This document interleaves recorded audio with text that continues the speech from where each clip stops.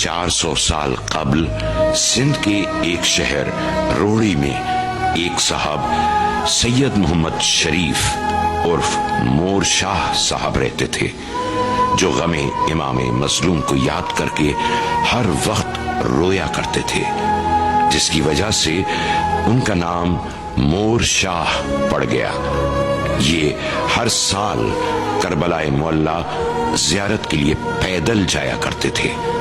जब आप 80 साल के हो गए तो एक दिन ख्वाब में हजरत इमाम हुसैन अलैहिस्सलाम तशरीफ लाए और कहा कि ए मोर शाह, अब तुम्हारी उम्र इस काबिल नहीं है कि सफर की तकलीफ बर्दाश्त कर सको, इसलिए अब तुम यहाँ ना आना, बल्कि हम खुद तुम्हारे मेहमान होंगे।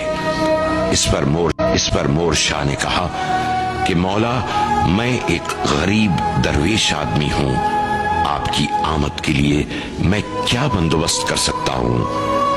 इस पर इरशाद हुआ कि हमारी तरफ से एक पैगाम्बर आएगा और वो तुम्हारी तुरबत का एक नक्शा बनाएगा। इस तरह हम हर साल वहां आया करेंगे।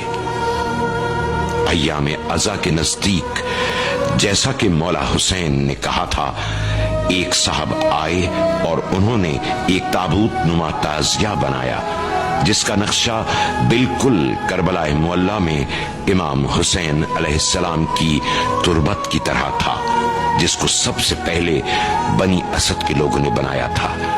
ये साहब भी मोर शाह साहब के साथ रोड़ी में रहने लगे और यहीं इंतकाल हुआ और उनका मजार आज भी मोर शाह साहब के अहाते में जियारत खास व आम के लिए वक्फ है। अब ये ताबूत नुमा ताजिया 9 मुहर्रमुल हराम को सुबह 4 बजे बरामद होता है। ये ताजिया जुलूस की सूरत में करबला से होता हुआ महल्ला मंडो खब्बड़ में जाकर रुकता है।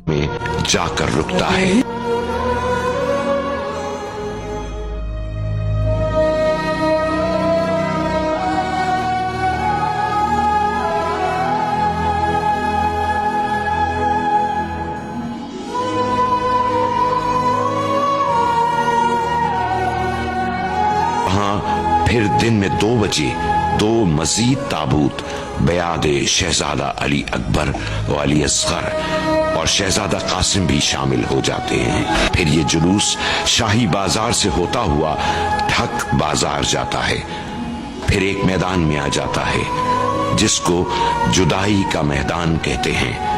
यहाँ पर ये ताबूत, जिसको मकामी लोग करबला के नाम से भी मंसूब करते हैं, बल्कि ज्यादातर करबला ही कहते हैं, दोनों ताबूत अलग अलग हो जाते हैं और ये जुलूस की शक्ल में दूसरे मैदान में दाखिल है, जो करबला का मैदान कहलाता है। तमाम शुरकाए जुलूस यहाँ पर ठहर जाते हैं।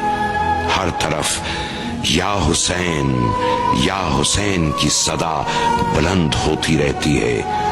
लोग तकरीबन अश्कबार अपनी मन्नतें और मुरादें रो रो कर मांगते हैं। इस मैदान में ये ताजिया 10 मुहर्रमुल हराम तक शामियाने के अंदर रखा जाता है।